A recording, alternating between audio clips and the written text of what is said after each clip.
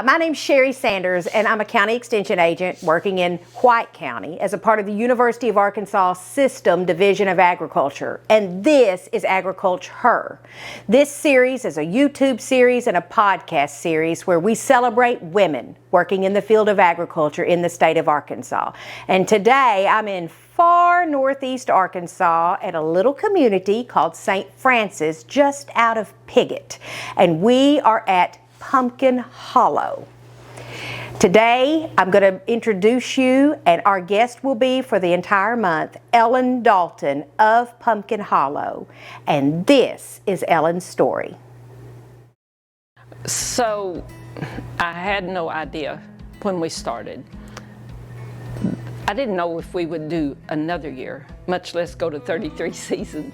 So we've gone from the first year where I started our grand opening. I had hired a clown who could do balloons, I believe, and I had a yard full of people here at this site. At the time, there was a little bitty house that we had, a 1,000 square foot house that we had lived in at the time, and there was those two barns, an old grade C dairy barn. I don't know if you remember the little concrete dairy barns that were popped up all over the country, and we had a big barn.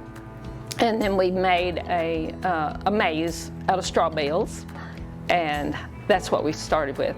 I tell people every year when we're doing our hiring dates, and I tell them, and I mean it sincerely, I preach smile, smile, smile, and I say, we started with a smile, and that's all we had.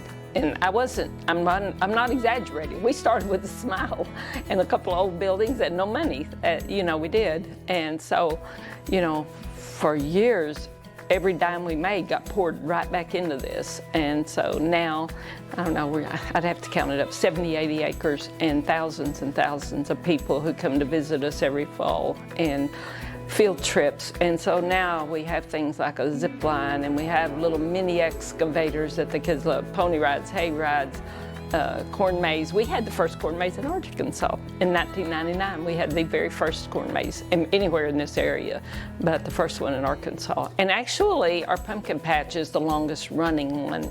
We were not the first one, but the first one doesn't do that anymore. But so we are the longest running pumpkin patch in the state of Arkansas, and the oldest, the most corn mazes that anybody has ever done. And one of the fun facts, I think, about corn mazes, when we first started, a young man, he was a friend of my son, and we started, how did we even do it? We had a cornfield, and we tried to cut the shape of the state of Arkansas, and that's what we did. By manual with it was interesting. So then we decided we would make a map of sorts for the paths, and we made Eudora. I think that was southeast or southwest Arkansas. I should get my map out. But we just made trails, and we'd say, okay, there's this Piggott, we made a big opening where Little Rock would be, and so that was our first corn maze. After that, though, the next year, we put it on graph paper, divided it up into 12 sections, started at the middle section. We put out we had measuring wheels. We put out thousands of flags and ribbon, and that's how we mapped them out. And then it was cut out, I believe we at first did it with a weed eater, mowed the corn out of the paths with a weed eater. And the first time we had a friend that had a little plane, and he took me up, and I was like, it looks like what it's supposed to look like, because you don't know. And it took us a week. This guy helped me, a friend, and he helped me, and it took two of us a week out there flagging in the heat and putting the ribbons and everything and getting it all out. 1 week, two of us. Now we're doing it with a smart planter. The guy, it's my son's, one of his farmers, and he brings his smart planter over there. They have put the design into their mapping system. I don't know how all that techno stuff works, but they do it. They come in, they drive one way, they drive another way, and it's planted, and it doesn't even plant corn in the paths. So there is no mowing, no weed eating, no flagging, no ribbons. They come in here in like 2 hours and do what it took two of us a week to do. And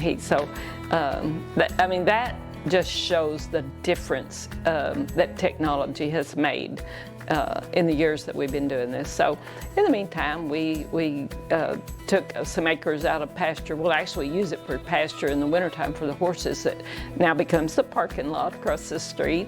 And we have attractions. Now we have scary stuff. We had my son and his college, some of his friends, they were late high school, early college. And they decided it'd be fun to scare people in the corn maze at night. So they made up this plan. One of them had a gorilla suit, and one of them just loved all things haunted. So we advertised that, and here people came. The problem was that they were tearing the corn down.